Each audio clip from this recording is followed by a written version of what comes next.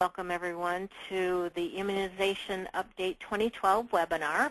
This is a webinar designed for pharmacists and student pharmacists and is going to be presented by Dean Van Loo. He received his PharmD from the University of Michigan. He currently is an associate professor of pharmacy at Ferris State University, and his current practice site is Bronson Methodist Hospital, where he works in internal medicine and infectious diseases. And he has been providing immunization training since 2002. So at this time, I'd like to turn it over to Dean Van Loo. Okay. Well, thank you, Cynthia. I'm thankful for this opportunity and to talk with you. And there should be plenty of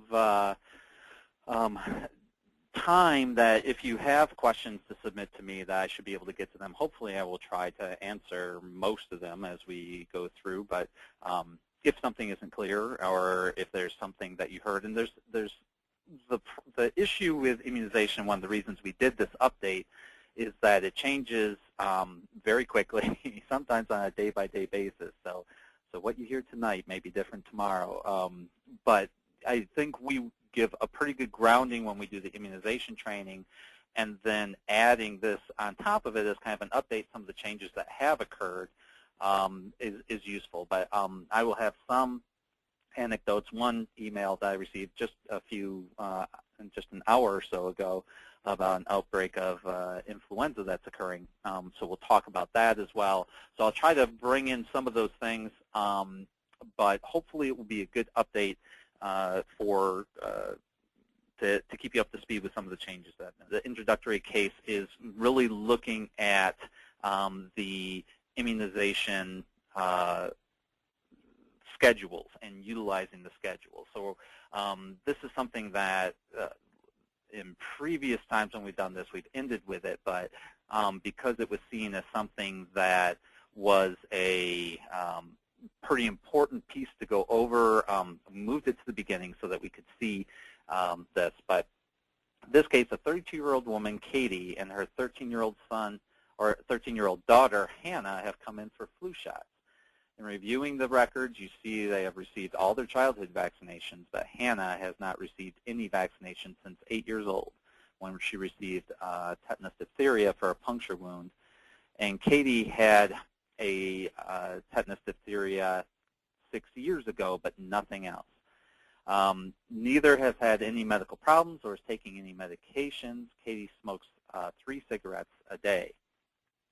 So when we look at some of the things that we want to think about for the recommendations, we have to go to the immunization schedule, and because one of these is an adult and one of these is an adolescent, we have 2 schedules to look at. So we're going to start with the adult schedule, and you can see here that at the 27 to 49-year-olds is what we want to focus on, because that's where the adult, on the adult immunization schedule, what the patient's age was.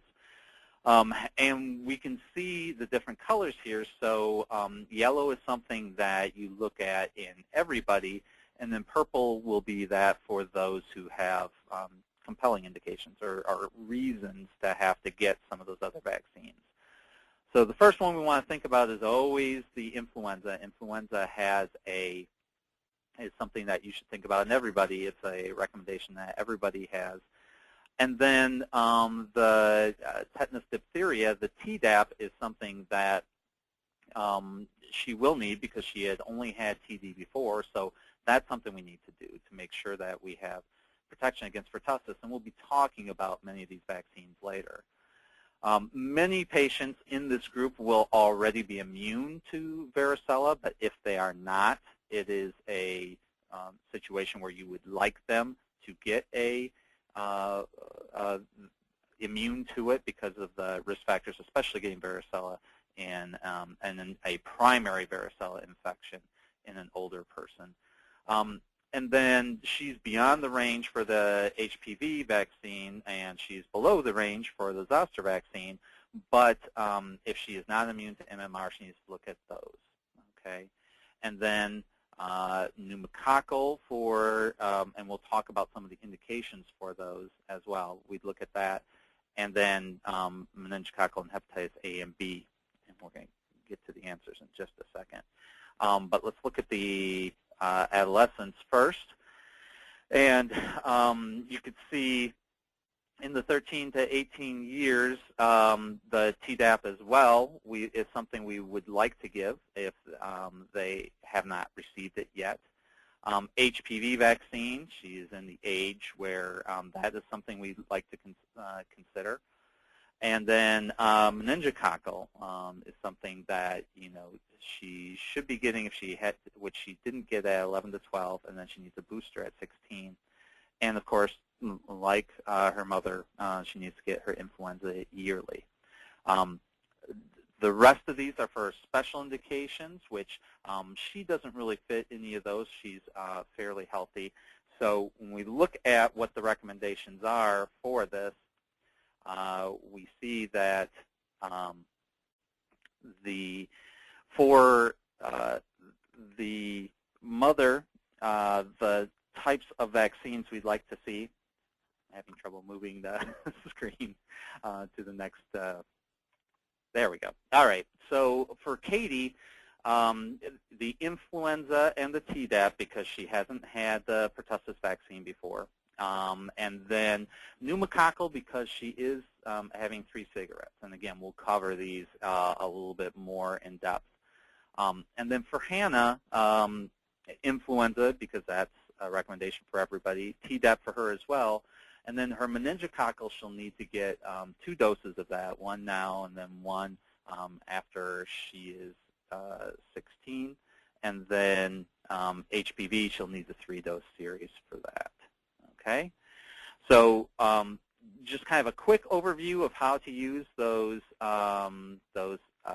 schedules, and when we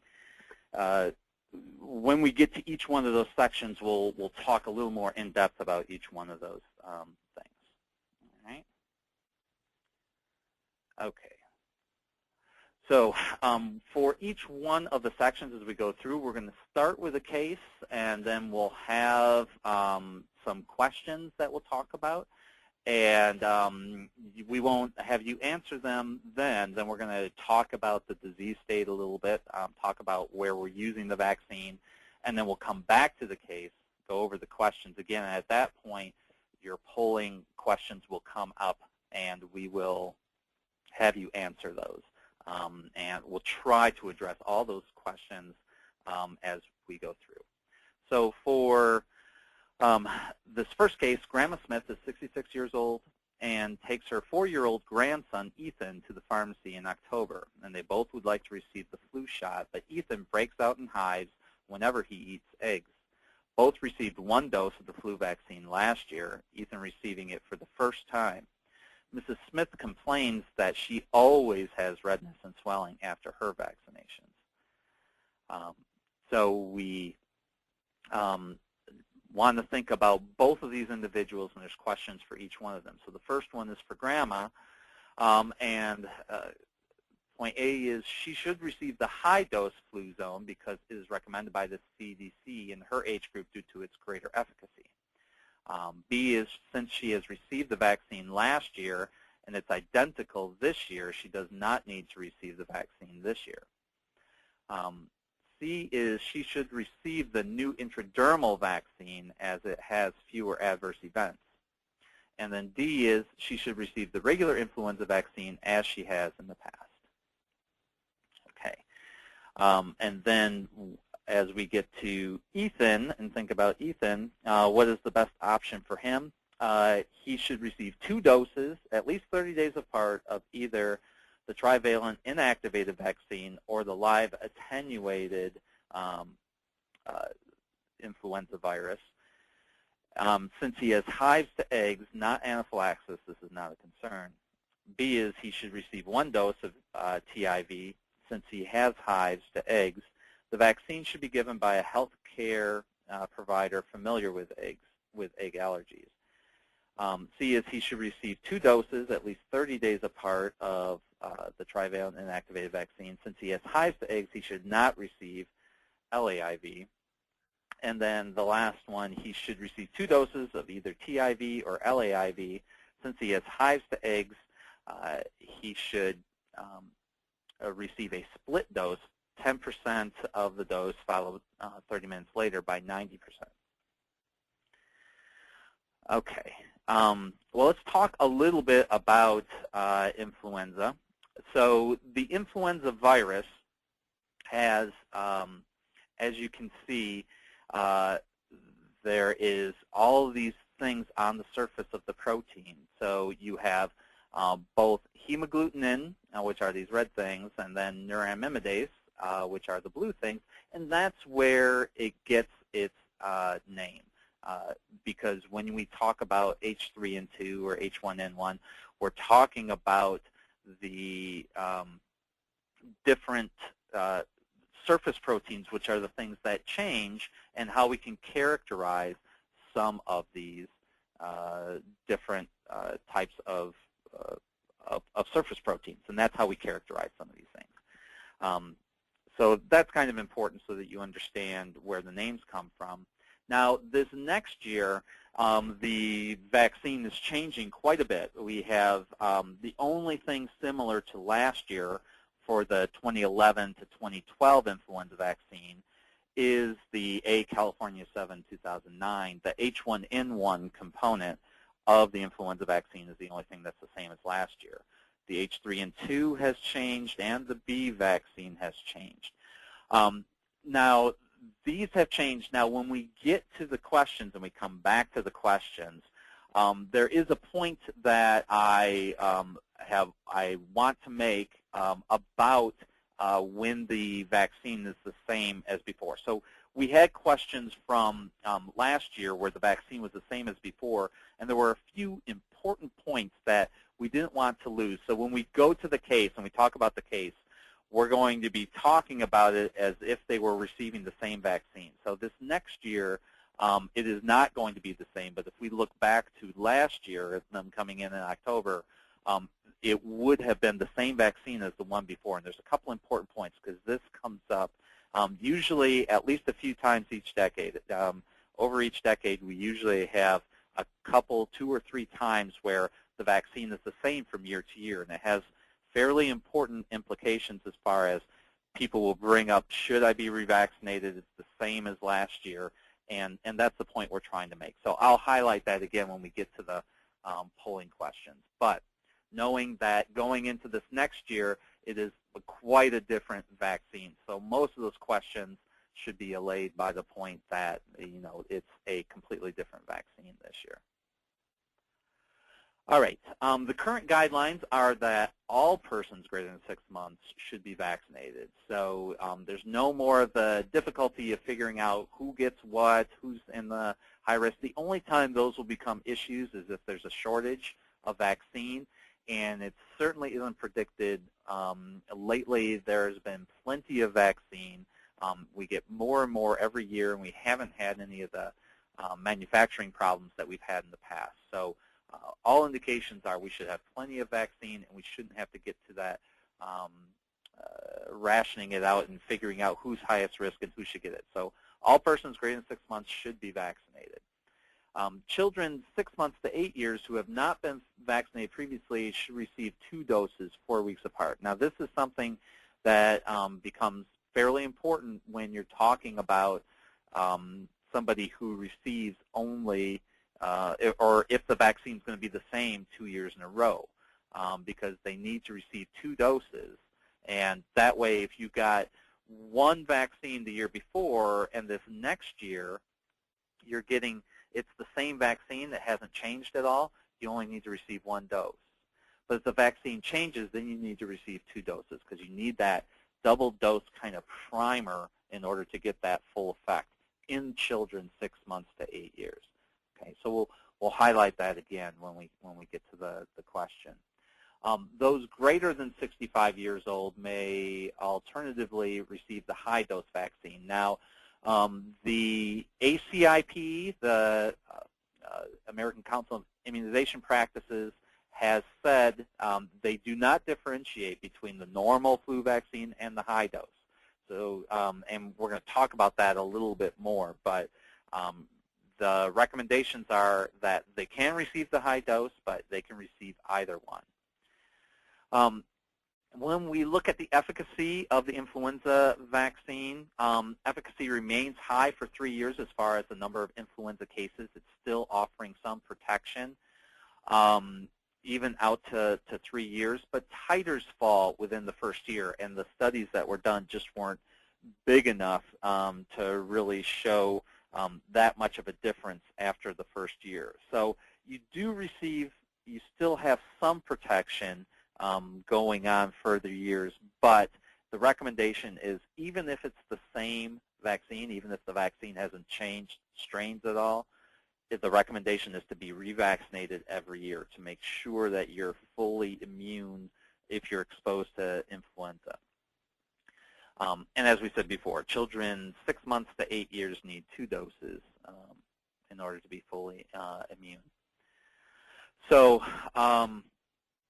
when we look at the high-dose influenza, manufactured as Fluzone, and it has 4 times the amount of antigen as the regular, so 60 micrograms versus 15 micrograms. There's no preference over the standard vaccine, and studies have shown that they have higher titers, but there isn't studies to really show that it was more protective against the influenza. So just like we were talking about that, you know, the vaccine shows activity over 3 years, even though the titers fall quite a bit. In this case, we haven't seen a difference in disease prevention, even though the titers are much higher in the elderly. But we know the elderly are particularly prone to that already. And from a safety standpoint, it was shown to be fairly equivalent. For the Fluzone intradermal, that's the new a new vaccine that came out last year, and I don't know if anybody received that. We had a couple of people that we vaccinated with that within our hospital, and from you know, the advantage of this is that you give a lot less antigen. And in fact, if you remember a few years back when there was a shortage of flu vaccine, one of the recommendations was to actually be giving it intradermal because you would be able to save a lot more vaccine because the body reacts to intradermal injections much stronger than it reacts to even intramuscular injections.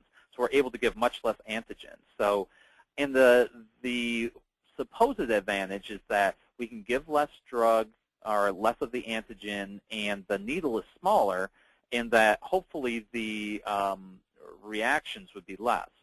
Well, that's not really what was seen. And in the studies that they saw, pretty much all of the adverse drug reactions were increased. The erythema, induration, it says pain and swelling were greater in IM except pain. So I don't know why that pain's in there twice. But one of the things I will say anecdotally that those who have received it, there seem to be the people that complain about pain with it say it was much worse than the IM. And then there are some people that say, I didn't feel a thing. So I guess it's something you have to try to see how you respond to it. But it is a new option for those that don't want to receive an intramuscular vaccine. So there is a question out there from before when I was talking about the flu vaccine, if it changes. And so like for Ethan, this child, if the vaccine were to change and you have a different vaccine this year and they're 6 months to 8 years, and he only received 1 dose last year, but the vaccine's different this year, the recommendation is that he would receive 2 doses this year. So they need to have those 2 doses to get that full amount. So that's something that that you need to keep in mind. If the vaccine changes, which sometimes it does and sometimes it doesn't. So it's good to know both sides of that equation. One of the other things the case got at was egg allergies and how to do that. And there's actually been a fair amount of discussion from the CDC within the last couple of years about egg allergies in the appropriate way. Because if you look at the studies there, it's kind of all over where people say, you know, just disregard it. Even if they have severe reactions, you can give them the influenza vaccine, they do just fine, to actually giving a split dose, as we kind of talked about in one of the questions in the case. So let's talk about what the CDC recommends. There are some strains of influenza that are actually lethal to chicken eggs. This was a big problem with the, if you remember out in Asia, the H5N1 that was causing a lot of disease, a lot of death. It actually couldn't be grown in chicken eggs because it killed the chicken eggs, and it wasn't able to grow in that media, and they actually had to use duck eggs in that situation as they were trying to grow it.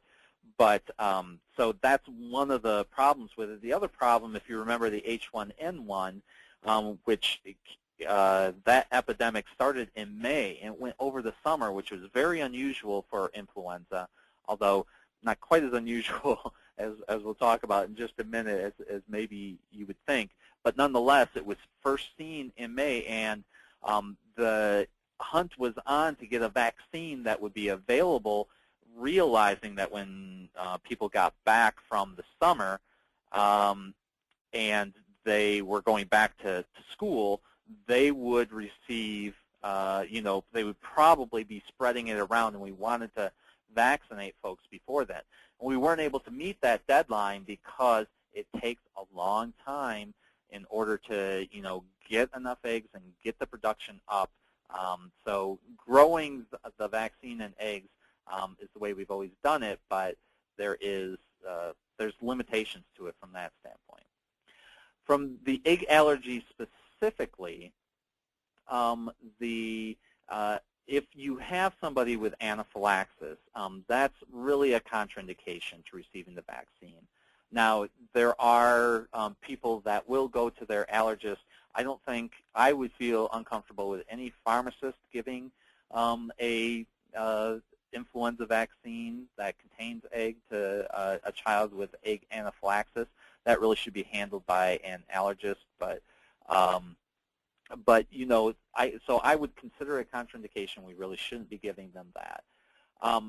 You can do, there are skin tests that have been developed for looking at this, but as I work in infectious disease, we see that whether you're talking about penicillin allergy or egg allergy, skin testing is not terribly predictive in either case as to who's going to react and who's not.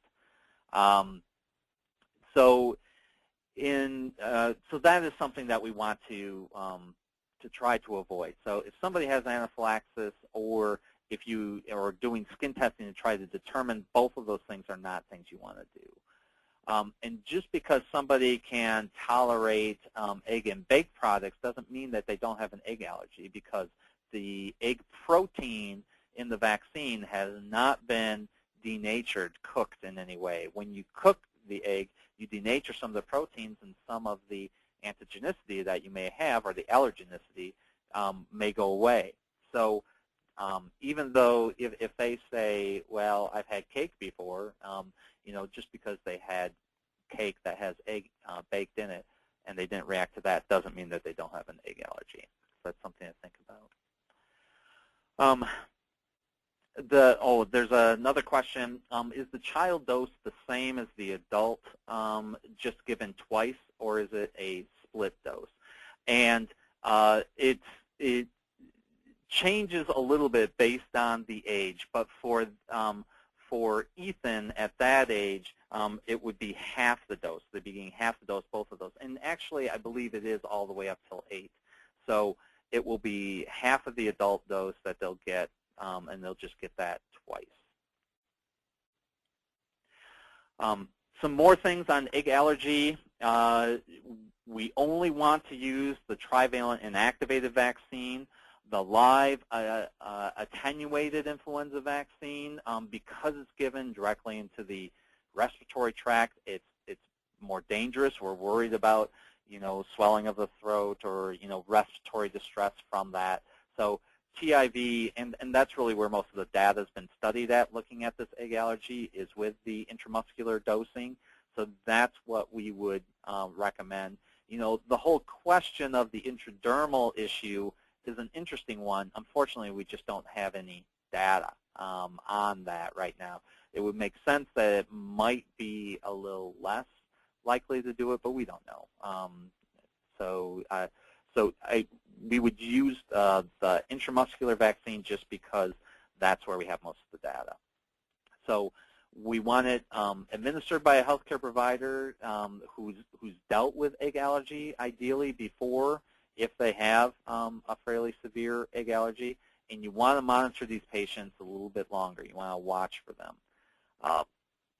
If you have somebody with more significant bordering on anaphylaxis type reactions, angioedema, respiratory distress, lightheadedness, or somebody who required epinephrine, you'd like to have an allergist deal with that as well, because that's going beyond just kind of the hives or the rash type of thing. And rash to an egg is probably not even something we get too concerned about. So when we looked at some of the contraindications that have been associated with these vaccines, non-severe reactions, kind of like contact, allergy to Lasix, thimerosal, or egg, those aren't reasons not to receive this vaccine. Concurrent administration of warfarin is not a reason not to receive an intramuscular dose because the risk of bleed is non-significant. So even if they're on warfarin, it's not something that has demonstrated any significant harm to patients when they're on that. For the live attenuated, healthcare providers that see patients with chronic diseases or altered immune competence, because there's such a low risk of transmission from the live attenuated virus, and in the couple of cases where transmission has occurred, it's maintained its attenuated state, even though we wouldn't vaccinate somebody who was immunosuppressed with the live attenuated vaccine. It doesn't mean that they cannot, somebody who has received that cannot take care of those immune suppressed patients. Breastfeeding as well, and contacts of patients with chronic disease or altered immunocompetence. So just like healthcare providers, if there's somebody in the house who is immune compromised, that doesn't mean that their family members can't receive the live attenuated vaccine. This is the place to go to. You go to the CDC and look at the seasonal influenza page. It's really something interesting to look at. The URL is very easy, www.flu.gov, but it will show you what's happening nationally, where the flu cases are, what's happening, and it's got a lot of basic information too. But it can be very helpful in telling patients what's happening. So it's a good site to keep in mind. Now, if you look here, this is looking at the last influenza season over this past year. And you can see that where 2012 is right here. So where we would normally have a peak is right about here. So this curve would be shifted to the left in many cases.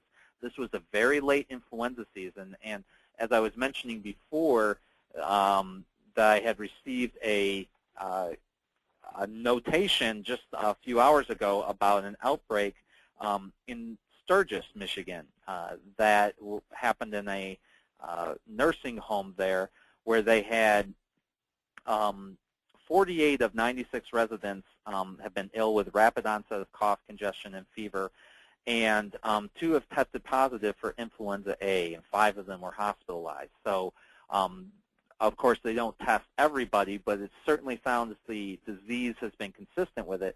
And this is May, and so this is a much later season than usual. And we've seen that kind of across the board, although it's tailed off a lot lately.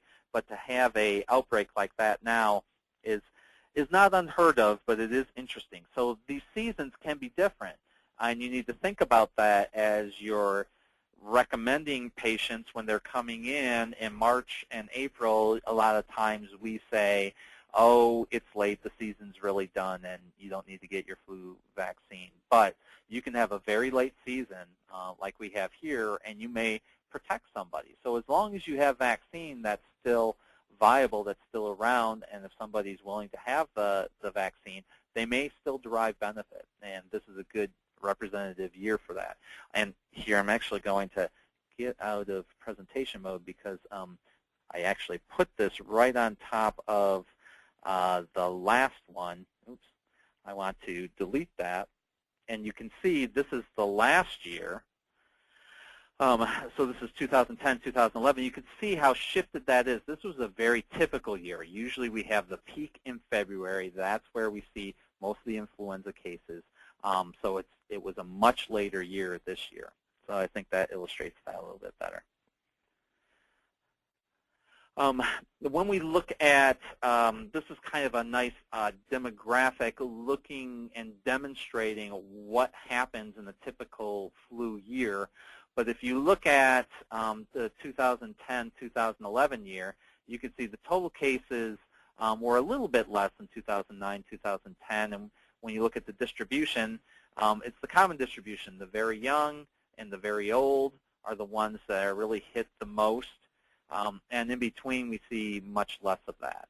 And when you look at the type that's there, usually the H3N1 is the predominant strain that was seen, and that certainly was seen last year. And, you know, when we look at the significance of the disease, you know, there certainly is some significance. Any influenza infection can be serious, and you can see deaths associated with it, and you can see, you know, significant disease associated with it. But if we go back and we look at the H1N1, which was, you know, this special year, and you could see that it really pushed everything else out. It happened, most of it happened over the summer and early fall. By the time we got to December, it was pretty much done. But it was almost exclusively that pandemic strain, that H1N1. And you can see it hit the younger, generally healthier people, and the very old were certainly spared. Still was significant in the younger group, so probably showing that the older group had some immunity. But that was kind of an interesting thing that happened that year. The severity of it was a bit higher, too, as far as the number of ICU admissions and that kind of thing. So it was significant, but that was something we were able to see, and we never know when that may occur again. So that was a good test case of how this influenza, oh yeah, that's right, it was highlighted, how this influenza changed over the years, because we could certainly see more of these types of things. So this just highlights some of the differences in those. All right, so let's bring it back to the case. So remember, Grandma Smith, she's coming in for the flu vaccine with Ethan, and Ethan has a egg allergy. And so I think we're probably ready for the polling questions. All right, so the first case is, what is the best option for Grandma? And A was she should receive high-dose Fluzone because it's recommended by the CDC in her age group due to its greater efficacy. Remember, we talked about its efficacy, and that even though the efficacy was greater, there wasn't much differentiation there. Since she received the vaccine last year, it's identical this year. And remember, for these cases, we're thinking about the case being identical. Okay? And so if it is identical, she Does she need to receive the vaccine this year? She should receive the new intradermal vaccine as it has fewer adverse effects. Talked about that. And she should receive the regular influenza vaccine as she has in the past. So which one of those would you recommend?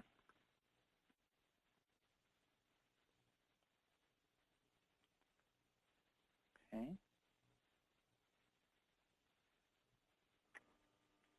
We're nearly ready to close. Okay. You'll let me know, Cynthia, when we're ready? Yes, I will. Okay.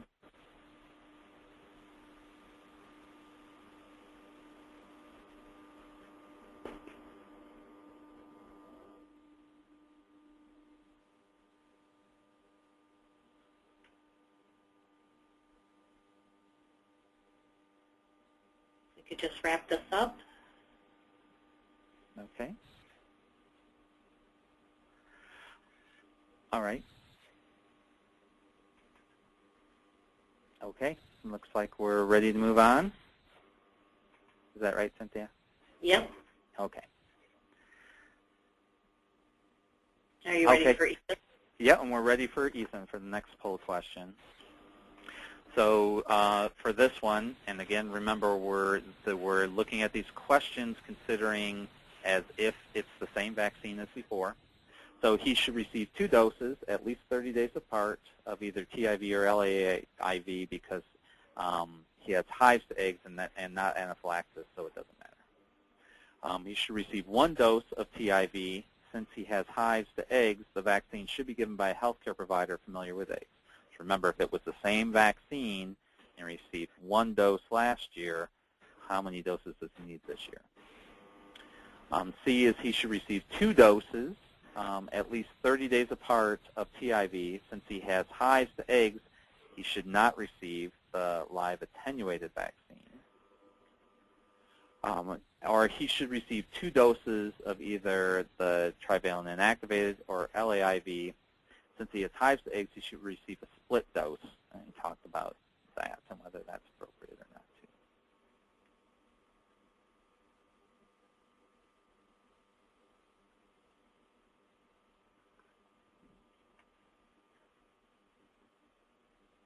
Okay, about another 15 seconds, we'll close it.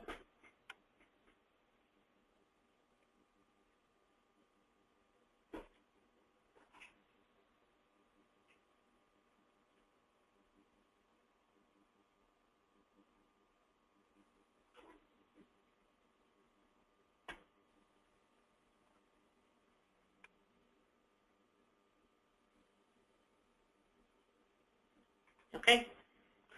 All right. So influenza is always the biggest thing to talk about and takes the longest. So hopefully the rest of these should go a little bit quicker.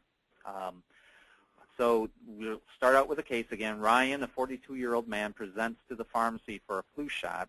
He states that he is in good health and has no other medical conditions. You note a pack of cigarettes in his shirt pocket.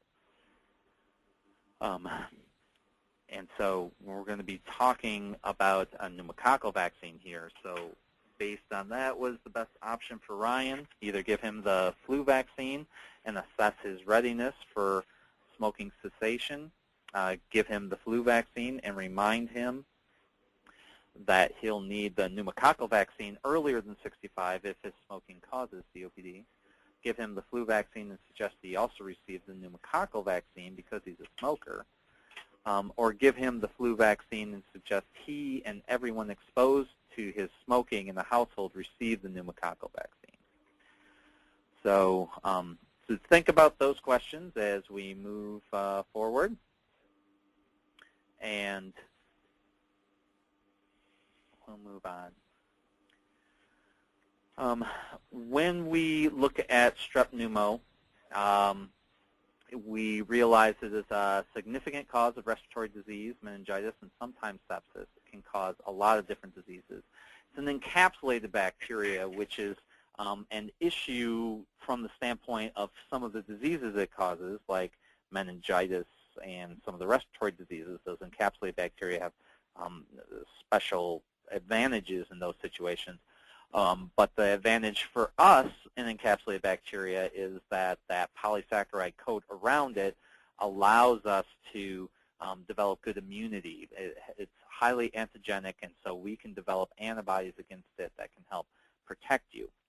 So when we think about the risk factors for strep pneumo infection, splenectomy is the big one. The spleen is very important in controlling infectious diseases. And sickle cell disease and things like that are really where the spleen may not be removed, but it's not really functioning normally. So in sickle cell disease, the spleen is so consumed with recycling the red blood cells, it doesn't have time to deal with infections as much, so they're also at highly increased risk. Immune-compromised patients, because we like to have the full immune system to target this, so those are patients we'd like to give this vaccine to. Probably the single most important independent risk factor for strep pneumo disease is smokers. They have a much increased risk. And then asthmatics also have increased risk. So those are the things that we look at for these patients to avoid them getting disease. These are the ones that need to be vaccinated. All right. So when we look at the vaccines, we have really two vaccines that are out there. We have the polysaccharide vaccine, or PPSV. It's 23 valent, and it's the one that we use for high risk. You only receive 2 doses. You get 1 dose when you are, if you have your spleen removed or you enter one of those high-risk categories, and then you receive another one either 5 years later or when you're 65, depending on the indication. So, but you never receive more than 2 doses of the polysaccharide vaccine.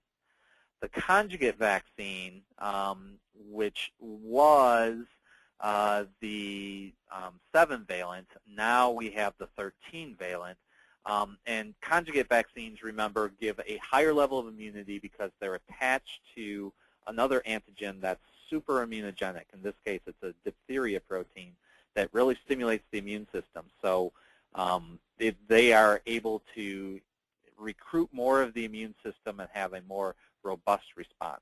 Nonetheless, this vaccine, at least right now, is only indicated for children. That's where we typically use it. So it hasn't been, well, it's been studied in high risk, and actually at the last ACIP meeting, they said there wasn't sufficient data. They wanted a little bit more, but I wouldn't doubt that possibly in the June meeting for ACIP, whether if they have more data, they may actually approve. There was a lot of anticipation that they would approve the 13-valent conjugate vaccine for high risk as well, but that hasn't happened yet. So right now, this is just for the kiddos. This is just for on the standard immunization schedule for infants and children.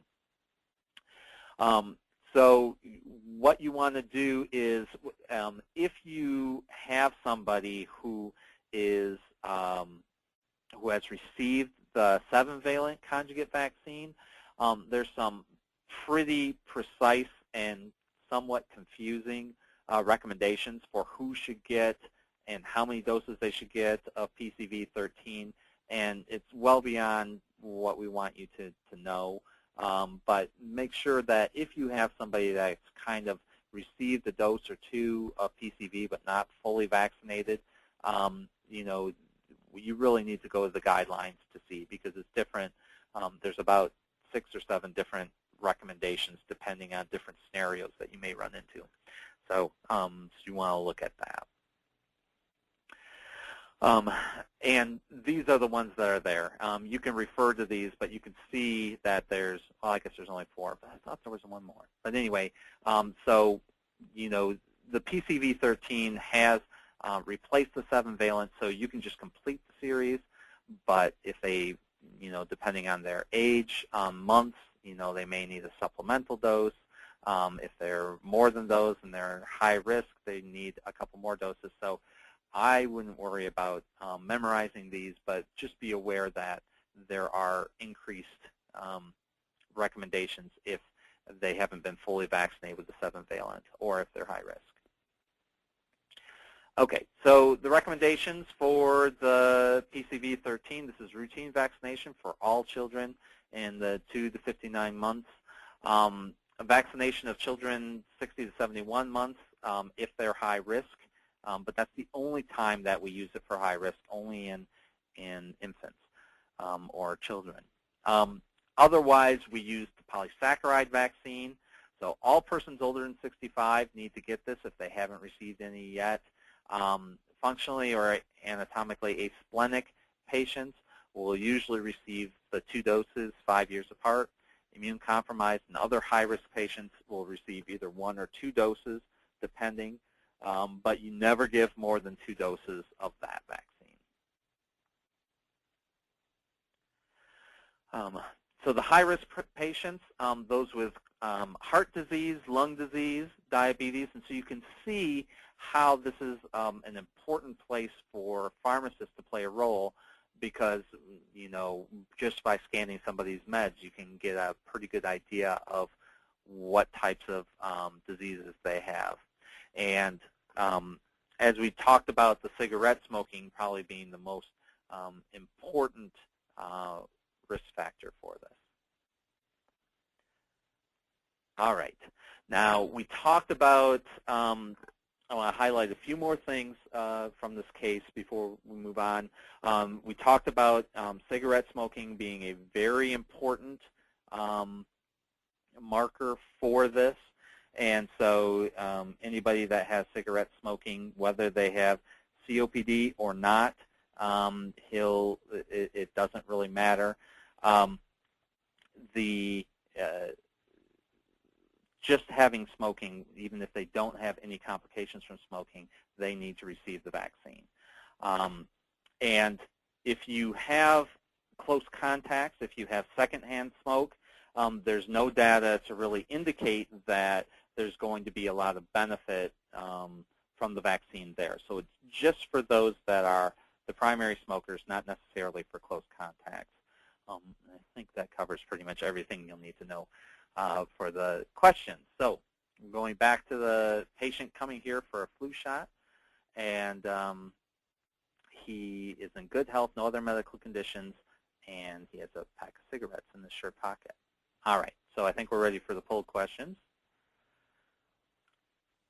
So what is the best option for Ryan? Either give him the flu vaccine and assess his readiness for smoking cessation, give him the flu vaccine and remind him that he'll need the pneumococcal vaccine earlier than 65 if his smoking causes COPD. Give him the flu vaccine and suggest he also receive the pneumococcal vaccine because he's a smoker. Or give him the flu vaccine and suggest he and everyone exposed to his smoking in the household receive the pneumococcal vaccine.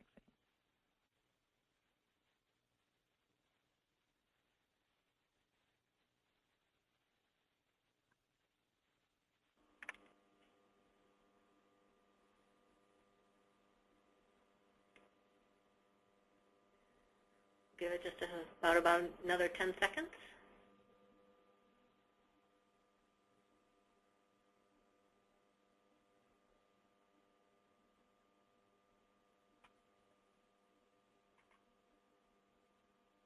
Okay.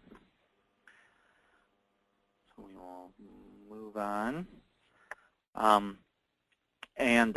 Any questions that I didn't get to in each one of the sections that you may have had, I will get to at the end if we have time, and hopefully we will.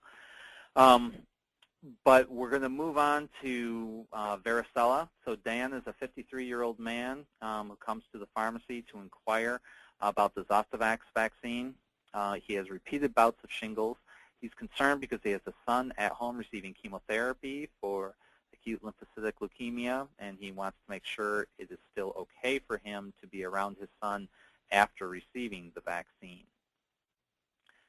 So some of the questions to think about. Explain to him that because he has already had shingles, he does not need the vaccine. Tell him that even with his history of shingles and a son receiving chemotherapy, it is safe for him to receive the vaccine. Explain that the shingles vaccine is only given to patients 60 years old and greater, and that he should wait until that time. Tell him that he should wait to have the vaccine until his son's chemotherapy is complete and his white blood cell is normal. Cell count is normal. So let's talk a little bit about varicella. So varicella is in the herpes family, which is one of the largest families of viruses that we deal with in infectious disease, causing everything from chickenpox to the standard herpes to mono to all kinds of stuff. So there's lots of things that can that come out of this family. But varicella is a pretty big one. It causes chickenpox, but then it never really goes away. It can lie latent in the dorsal root ganglion of the nerve and then reactivates under lots of different conditions, either immune suppression, sometimes stress, other types of things that may cause it to reactivate. And when it reactivates, it goes down that nerve pathway. And so you'll see the shingles affecting just the dermatome, a very demarcated area, usually in the chest or abdomen along the side. That's the most common place, but it can happen in any dermatomal involvement. And as that happens, a lot of inflammation happens in those nerves, and it can cause damage and cause a lot of pain. So that neuropathy can be a problem. So when you, one of the things you can do is, of course, use acyclovir. This is not as sensitive as herpes simplex is, so you have to use higher dosing, and you can use other agents like famciclovir, but that's something that you do. You have to use fairly early on, or it's not going to have a lot of impact on the neuropathy. You can't let it get too far, or it's not going to be of too much benefit. So there are two vaccines out there, but they have the exact same attenuated virus in them. One of them is Varivax. The other is Zostavax. These are both live vaccines. The Varivax is, of course, the primary vaccine before you've actually had the disease. And so it's on the standard immunization schedule, and it does require a booster to be given to make sure we ensure immunity. Zostavax is actually you can almost think of it as a therapeutic vaccine because you've already been exposed to the virus, and the virus is still in you. So what you're doing is you're stimulating the immune system to maintain a high vigilance against the virus. This is something we've been trying in HIV for a long time using therapeutic vaccines, but that's kind of what the Zostavax is doing. So in order to elicit that immune response, you have to give a ton of these attenuated viruses. So it contains 14 times as much antigen as the Varivax does. Now, this is one of the situations where you see some differences in recommendations, and I'll talk about that a little bit, but ACIP recommends only for those 60 years and older, even though it's been FDA approved down to the age of 50.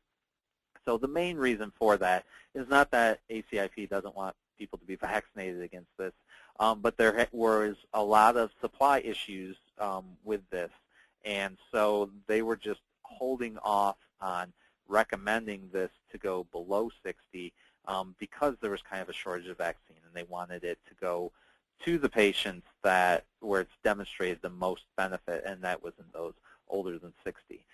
But I don't doubt that those ACIP recommendations will change in the future. So again, Varivax, all those susceptible without evidence of immunity should get that, because especially in adults, if you get the primary infection, it can be very severe and cause a lot of super infections, a lot of skin disease, and those kinds of things. Zostavax is for those who obviously have been, you want to make sure that they've been exposed to the varicella in the past, so they've had chickenpox. So That's for 60 and older, but the FDA has approved it to 50 years and older, so you really could use it all the way down to 50, even though ACIP is only recommending it in those 60 and older. In talking about the co-administration with pneumococcal vaccines, there was a study that came out in 2011 that showed there was a decreased response when you gave the Zostavax in combination with the PPSV, the polysaccharide pneumococcal vaccine, so the Pneumovax. And so what they recommend is having it spaced out by at least 4 weeks. So that's in the package insert. I don't believe ACIP has made a specific recommendation considering the same thing, but because they had lower response rates, at least looking at the antibody response from the Zostavax, it probably makes sense to not give those together. And this is something that happens not infrequently, where you have a patient that is 65, so you're screening them, and you say, oh, you need your Pneumovax. Oh, and do you want your Zostavax? So it's not that unusual to be needing both of these vaccines at the same time, and usually we like to give them together. But it might be a good idea to space them out, just even though it hasn't really shown not to be less effective when you do that, because there's some immunologic evidence that it's not quite as good. Probably good to space that out. Okay, commonly misperceived contraindications. Pregnancy of recipient's mother or other close contact. If you have a close contact, that's not a reason not to receive or not to receive the Varicella vaccine. Immunodeficient family members or household contact. Both of these vaccines, even though they're live vaccines, even when you're going to be in close contact of either a pregnant person or immune deficient person, transmission of this has never been seen. So that is not a reason not to give the vaccine. So they certainly can do that. You probably still want to be careful. You don't want to rub your weeping pustules over each other, but it's not a reason not to receive this. HIV infection, I usually would defer to the primary care provider for the HIV patient when giving vaccines, but if they're on good therapy and they've had immune reconstitution, there's no reason not to give it. And same thing with, even though this is a live vaccine, if they are not severely immune compromised, so if they're just receiving, low-dose prednisone, low-dose methotrexate, where it's not a significant immune compromised state, you can still give the zoster vaccine in those situations. And kind of pertinent to our case, the zoster vaccine, when you're going to be in close contact of those who are immune competent, don't have to worry about that. That should be fine. So those are some of the things to think about as reasons that are not really reasons not to give the vaccine.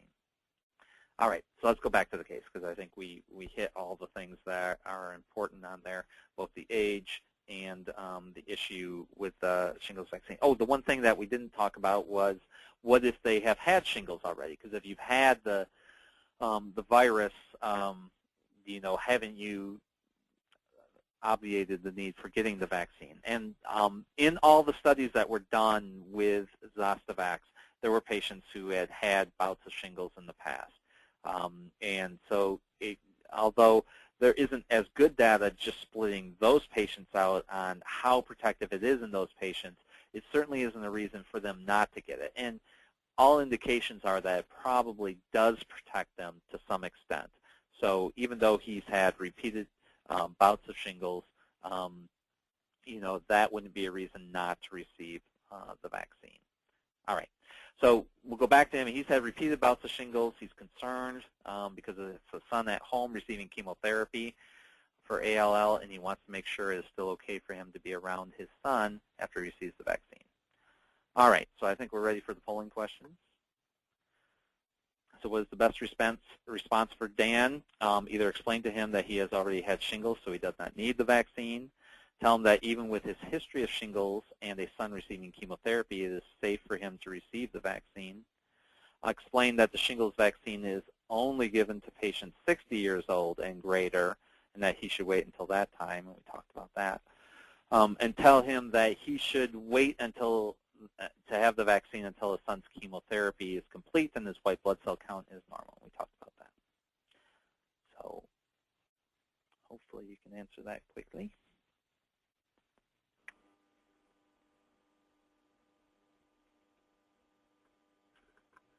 About another 10 seconds.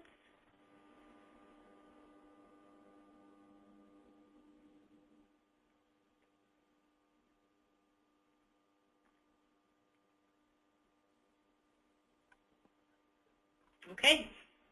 All right. So you can see these are going quite a bit quicker. So we'll start with another case. Jimmy is a 23-year-old man who will be working with troubled adolescents at a summer camp this summer. He was asked by camp staff to receive the Tdap because they have had outbreaks of pertussis in the past, which is something we've been dealing with in Michigan quite a bit recently. He doesn't see the need since he just had his tetanus shot last year. So what is the best response for Jimmy? Should wait at least 2 years from his last TD vaccine to receive the Tdap. Although he could receive the Tdap because he's over 18, he doesn't need it. The TD vaccine he received last year will adequately protect him from pertussis until he needs another booster in 9 years. Or the Tdap can be given without regard to the last TD, and he should receive a dose now. So let's talk about that. So when you look at diphtheria, tetanus, and acellular pertussis, tetanus and diphtheria used to be devastating diseases, but now we rarely see them because of such routine vaccination that's occurring. However, pertussis is a disease which still has numerous outbreaks, and we've seen those both in Michigan and we've seen them in other places. So it is something to that we still need to think about, and that's why there's been such a push to see that Tdap is used. Now, DTaP, the capitalization or decapitalization, I guess, of the letters is dependent. It does tell you something. It's referring to the amount of antigen that's available in these vaccines. So when you look at big D, big T, and big P, the A just means acellular. So that's not even an antigen in this. This is trivalent. It has diphtheria, tetanus, and pertussis in there. The DTaP is the infant form, and it's got higher antigen levels of all of these things. Tdap, you can see as a big T, a little D, and then a little P as well. We don't want to give DTaP to adults because their reactions can be quite a bit more. And TD is different because it's just got the tetanus and diphtheria. It doesn't have the pertussis in there, so you're not getting any protection against pertussis. So Tdap is what we want to give and to ensure that people are immune to pertussis. When we look at patients greater than 65 years of age, they should receive Tdap in place of their next TD, or anytime if close contact with infants less than 12 months. And in fact, that's probably going to change, and it's going to be recommended in pretty much all patients greater than 65 years of age. At the February ACIP, that was about the only recommendation that came out of there. But because it hasn't been approved by the CDC, it hasn't been made official yet. That usually happens later in July. But that's probably what's going to happen. That's just going to be recommended. But even from the CDC approved language, using in patients greater than 65, they should receive a Tdap if they're going to be in close proximity, which just about all old people are. So patients 7 to 10 years of age with incomplete vaccination should receive 1 dose at any time. And if they have not received any doses of Tdap, that should be the first of the 3-dose TD series if that's what they're doing. If they haven't received any of the vaccination, then we need to make sure that we cover the pertussis in that at some point. When we look at patients who receive, all patients can receive a dose of Tdap without respect to the last dose of TD. So it doesn't really matter when their last dose of TD was. When this first came out, there was a lot of talk about spacing it out so that you would have less reactions. That's gone away. You can give a dose immediately. Even if they got their TD yesterday because somebody didn't think about giving them Tdap, they need to have Tdap now to get that protection against pertussis. And they may have a little sore arm, but it's not going to be a big deal. Pregnant women can receive the vaccine after 20 weeks of gestation, and it's certainly recommended if they weren't immune before becoming pregnant to make sure that they get that vaccine before they give birth. Adolescent coverage is only 68.7%, so we have a lot of room to move there. We have a lot that we can do, and that's evidenced by the outbreaks of pertussis that have occurred. So pertussis titers decrease significantly within 3 years of boosting. So even with that, there's a lot of breakthrough that's happening. So we'll see what happens with that. There was just an article that came out last month, I think it was in the Journal of Infectious Disease, that talked about pertussis titers going down and possibly being a component of some of the outbreaks we've had. And they were even questioning if maybe it was the acellular pertussis, and we need to go back to the whole cell pertussis, although hopefully that won't happen because that had a lot more adverse effects. But I don't doubt that these recommendations will change, and there's going to be recommendations either to continue to use Tdap every time you need a tetanus shot, or some other approach to this to try to tackle some of the pertussis disease we see. Misperceived contraindications, just having a fever or fussiness. This is one of the vaccines that has a fair amount of fever associated with it. And as long as they didn't have seizures associated with the fever, that's fine for them to continue to receive doses. Family histories of things do not preclude individuals from having that, whether it's a family history of seizures. Now, if the patient has had seizures, we wouldn't want to give them pertussis, but a family history does not matter. And same thing with the family history of these other things. And if they have, even if they've had seizures or other neurologic conditions, as long as they're controlled, if they're on anti-seizure meds, it is something that can be, that you can give still the DTaP to them. All right, I have a question here. Just to verify the recommendation for patients to receive a dose of Tdap if they will be near a child less than 12 months is not just for patients over 65. It would be for anyone who has not received this booster yet. And that certainly is true. And it doesn't really matter even if they're not near a child. Those less than 65, it is recommended to everyone to receive at least 1 dose.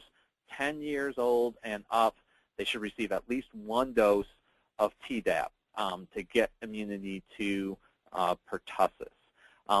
The recommendation over 65 was just because we had very little data in those older than 65. So the old recommendation, which will probably change, was if you're going to be in close contact and you're older than 65, even though Boostrix, the two vaccines are Boostrix and Adacil, and they are only Boostrix is indicated greater than 65, but ACIP says you can use either one from their standpoint, although Boostrix is the only one that's FDA labeled. But because there was such little data, they said they were only recommending it for those in close contact with those with infants or those less than 12 months. The new recommendations, which haven't come out yet, but which will be coming out soon, I'm sure, will be to everybody older than 65. Everybody older than the age of 10 should receive at least 1 dose. Okay. And there's other questions that I will get to, but because I've gone past those topics, I'll get to them at the end if we have time. The contraindications for Tdap, all those things we talked about with DTaP are issues, as well as a bunch of these other things. And what this is are things that don't happen that aren't really associated with the vaccine. So any kind of shock-like state, seizure, and these types of things which haven't been conclusively associated with the vaccine are not reasons not to give the vaccine. They aren't contraindications. So, just be familiar that there are a lot of people that think there are contraindications that aren't really there. All right, so let's go back to Jimmy, because I think we addressed all these things. Jimmy is a 23-year-old man who will be working with troubled adolescents at a summer camp this summer. He was asked by camp staff to receive the Tdap because they have had outbreaks of pertussis in the past. He doesn't see the need because he just had his tetanus shot last year. Okay, so so we talked about pretty much all of these things, so I think we're ready for the polling questions. Okay, so what is the best response for Jimmy? He should wait at least 2 years from his last TD vaccine for the Tdap vaccine. Although he could receive the Tdap vaccine because he's over 18, he doesn't need it. The TD vaccine he received last year will adequately protect him from pertussis until he needs another booster in 9 years. Or Tdap can be given without regard to the last TD vaccine, and he should receive a dose now.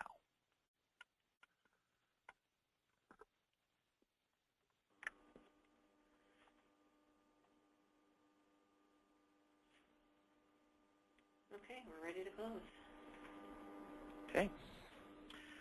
Those were pretty straightforward, I think. All right. So let's talk very briefly about hepatitis. We have Alan, a 25-year-old man. He's locating to a community in Mexico on a mission trip. He heard that the area he was headed to is endemic with hepatitis A, and he is currently hepatitis B positive, and he's receiving antiviral therapy for hepatitis B. So what is the recommendation?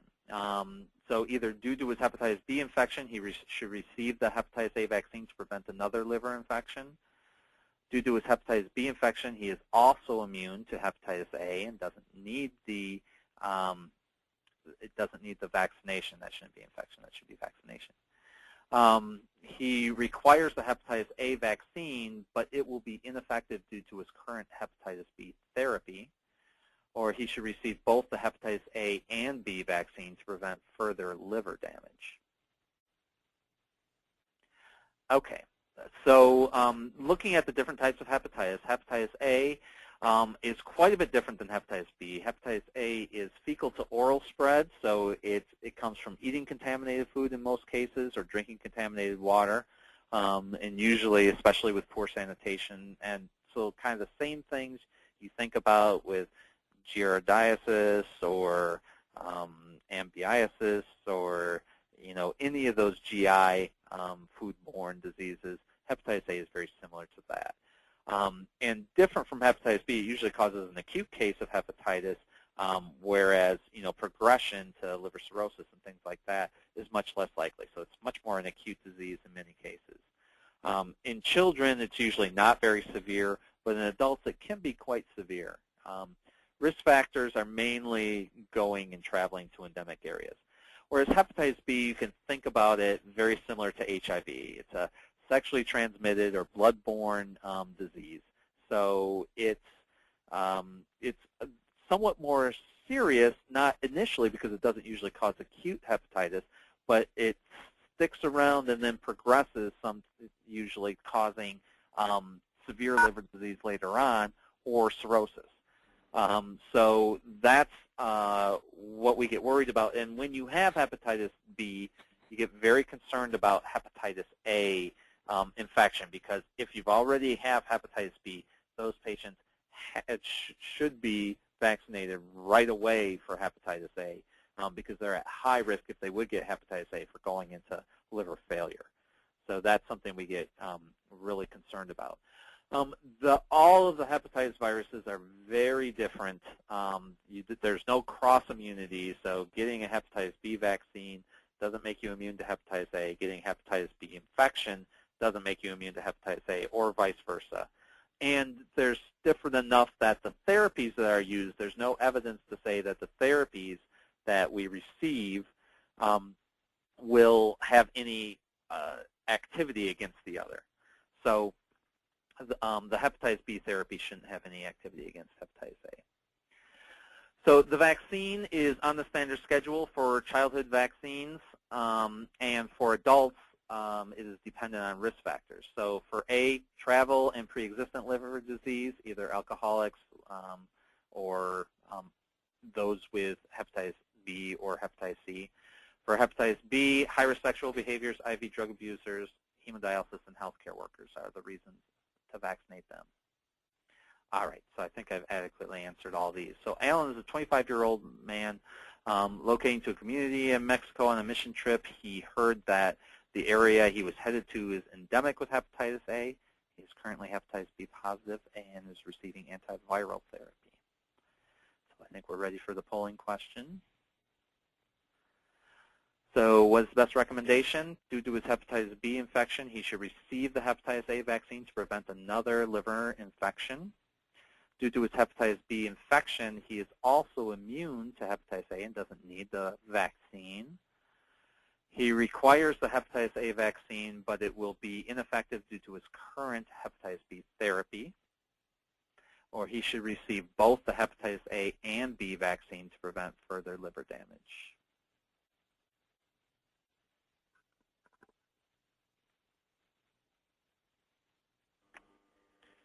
About 10 seconds.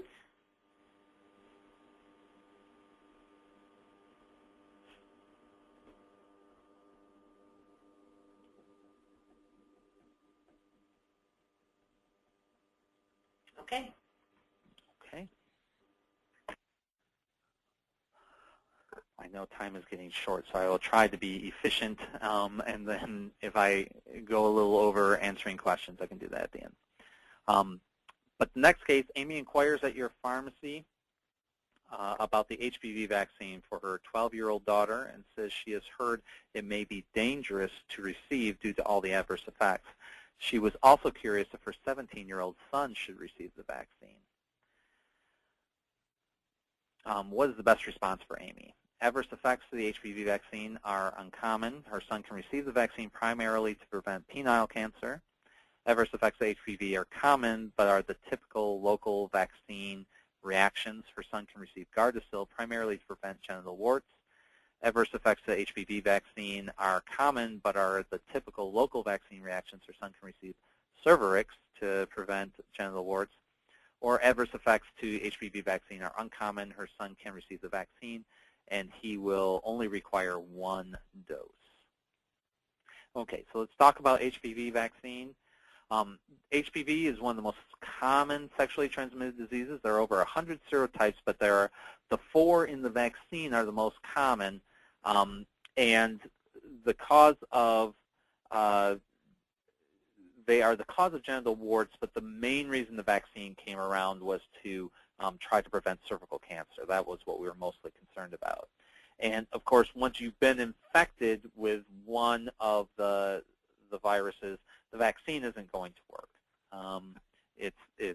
So outside of the Zostavax, none of the vaccines we use are therapeutic vaccines after you've actually received the infection. They're all to prevent.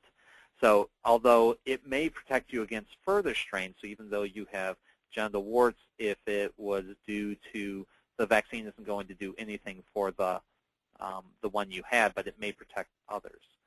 So Gardasil is the 4 serotypes. It's indicated for both genital warts and cervical cancer. because 6 and 11 are the ones most common to cause genital warts, even though 16 and 18 are the ones most common to cause cervical cancer. And if it's going to be used in males, and we'll talk about that in a second, this is the one to use because it covers all the types and it's the only one indicated for them. And there is a fair amount of pain on injection that has been associated with Gardasil, and some syncope, some fainting that has been there. Cervarix is only 2 serotypes, so it's only indicated for females for the prevention of cervical cancer, but the adverse effects are pretty similar. So the ACIP recommendations are for girls and women 9 to 26 years, ideally before the start of sexual activity, so the younger the better. And the routine recommendation to be used in boys and men, now it was a permissive recommendation, but has been changed to being on the standard immunization schedule for boys, very similar to what we saw with girls and women. And even though the cost efficacy is not as great for boys and men as it was for women, the recommendation was, because there are so many holes in the therapy that we've seen, trying to prevent cervical cancer is a laudable goal. But we would use Gardasil in the males. Right now, the adolescent coverage when looking at just females is only 32%. 48% receive at least 1 dose, but only 32% that are fully vaccinated. And in males, it's like nothing. I don't know, maybe 1%. I don't know. Misperceived contraindications, immunosuppression. This is an inactivated vaccine, so we don't have to worry about that. Even if they've had a abnormal or equivocal pap smear, that's fine. Even if they've had known HPV infection, as I mentioned, it may still protect against other strains that they have not been infected with. And so breastfeeding and the history of genital warts for the same reason. Okay, and I think that we talked about all the things that are needed for the answers to the questions. So Amy inquires at your pharmacy about the HPV vaccine for her 12-year-old daughter and says she has heard that it may be dangerous to receive due to all the adverse effects. So she was curious if her 17-year-old son should receive the vaccine. So we're ready for the polling question. All right, so what is the best response? Adverse effects of the HPV vaccine are uncommon. Her son can receive the vaccine primarily to prevent penile cancer. Adverse effects of HPV are common, but are the typical local vaccine reactions. Her son can receive Gardasil, the 4-valent HPV vaccine, primarily to prevent genital warts. Adverse effects of HPV vaccine are common, but are the typical local vaccine reactions. Her son can receive Cervarix, the 2-valent HPV vaccine to prevent genital warts. Or adverse effects of HPV vaccine are uncommon. Her son can receive the vaccine, and he will only require 1 dose.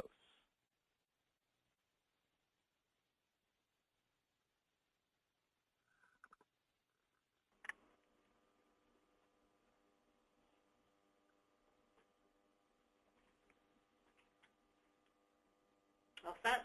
Okay. I'm not positive I'll be done before 8, but I'm doing my best. We should be able to tool through the rest of these real quickly. Dylan's the captain of the high school football team. He's recruited by the Michigan Wolverines. They require that he receive the meningitis vaccine, but he's worried because on the internet it says it causes paralysis.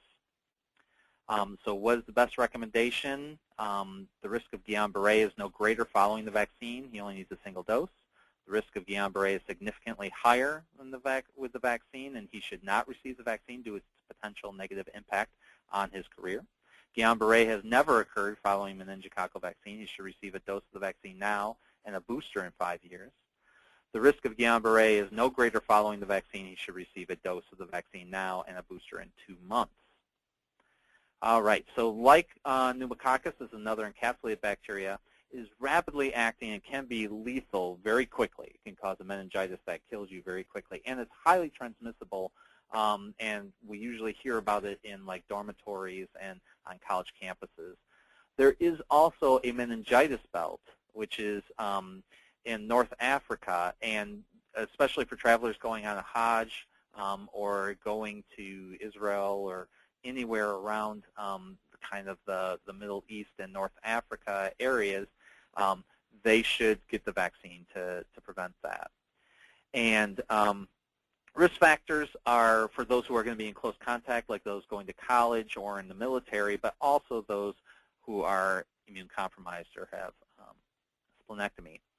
The polysaccharide vaccine is still available, but it's rarely used. Conjugate vaccines are what's most common and generally recommended. It covers only 4 different serotypes. It doesn't cover B, which is still not uncommon, but we don't have a vaccine available for that. For the Guillain-Barré, there have been 26 confirmed cases within 6 weeks of Menactra, but the CDC has now ruled pretty conclusively that it does not seem to be associated with any more Guillain-Barré than what would be expected from just a normal occurrence in normal patients. So no association with Guillain-Barré. That's been eliminated. Revaccination, however, is now recommended. So adolescents are recommended to be vaccinated between the ages of 11 and 15, and then they should receive a booster at age 16, between 16 and 18. However, if they miss that 11 to 15 period, they don't need a booster after that. They just get a single dose between 16 and 21 when they're about to head off to college, hopefully before then. And a lot of colleges are requiring it now. The adolescent coverage is only 62.7%. If you have a high-risk patient, they should receive 2 doses 2 months apart and then revaccination every 5 years. That's mainly going to be splenectomized patients and a few other unusual immune compromisations. Okay, so Dylan's the captain of the high school football team, so we'll say he's 18. That will help you answering the questions. They require the meningitis vaccine, but he's worried about the internet says it causes paralysis. So we're ready for the polling questions. So the risk of Guillain-Barré is no greater following the vaccine. He only needs a single dose. The risk of Guillain-Barré is significantly higher with the vaccine, and he should not receive it. Guillain-Barré has never occurred following meningococcal vaccine, and he should receive a dose of the vaccine now and a booster in 5 years. Or the risk of Guillain-Barré is no greater following the vaccine, and he should receive a dose of the vaccine now and a booster in 2 months.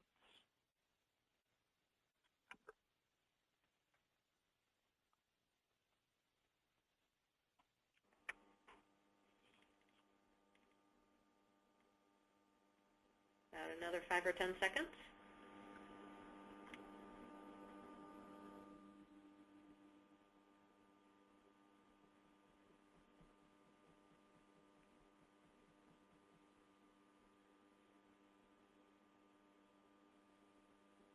Okay. All right. So we are almost done. It's just a few slides left. I'll just go through this pretty quick. And I believe this one does not have polling with it. Is that correct, Cynthia? That's correct. We're done with the polling questions. So I'll power through this. So Alyssa asks your advice. She hears on the news that there's an ongoing outbreak of measles, but she also heard that measles vaccine causes autism, and she's not sure what to do. And this is something that comes up all the time that people have heard about the vaccine. So what's the best response? I'm going to go right past this, and we're going to talk about it briefly and then talk about what the answer is. This is a very contagious disease.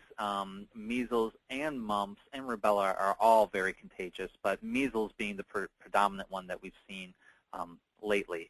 And in 2011, there was a large outbreak, 118 cases with hospitalization, and a number of these cases are coming from other countries. So sometimes people think that because we haven't seen a lot of the disease, we don't have to vaccinate anymore, but that's not true because we have people coming in who may not be vaccinated. MMR is a live vaccine, and all patients should receive 2 doses.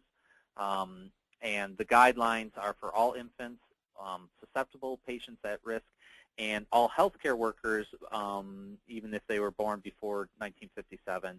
And for others born before 1957, they can also receive it. Although it's a permissive recommendation, the data is not quite as strong there. So all these contraindications are things we don't really need to worry about with MMR. The MMR in autism, there was a study done by Dr. Wakefield where they had 12 children with enterocolitis and autism found to have the measles virus from the vaccine. The data was never replicated, and they were later found the data that was falsified. Lancet retracted that article. Since then, there's been tons of studies, 25 studies, that have refuted the connection between vaccines and autism, and many of those looking specifically at MMR. And only 3 studies have suggested a connection, and 2 of those were by Wakefield. So there is really no evidence, and you have plenty of evidence to go against saying that autism may be associated with MMR. Also, with mercury in vaccines and autism, most of the thimerosal that's been in vaccines has been removed. The only way for pediatrics to still get that would be the multi-dose influenza vaccine, and that has ethylmercury and not methylmercury, which ethylmercury has not been associated with any CNS effects, certainly not at the levels that are used in thimerosal. So coming back to Alyssa, what's the best response? Her son should not receive the vaccine as the risk of autism is greater than the risk of measles. Obviously, that's wrong. There have been a large number of measles cases, but she should avoid the vaccine due to autism and keep her son away from potential measles cases. And that, of course, is wrong because the vaccine hasn't been associated with autism. The Institute of Medicine recently found no relationship between the MMR vaccine and autism, so she should vaccinate her son. That, of course, is the right one. So all the other ones hinting at autism being associated with MMR should not be referred to. All right. The last 2 slides are basically just talking about Haemophilus influenza. These have not really had any updates since I'm sure you've gone through the immunization training. These have been pretty stable. So Hib titer is another encapsulated organism which may cause meningitis that we need to vaccinate against. Rotavirus is for young infants, very young. If we don't use the vaccine very early, there's no point in using it. And poliovirus still needs to be vaccinated for until it's been eradicated from the planet, which hasn't happened yet. So Hib is on the childhood vaccination schedule and can be used in those immune-compromised. Polio mainly for childhood and then travelers. And then rotavirus, as we said, needs to be completed in the very young.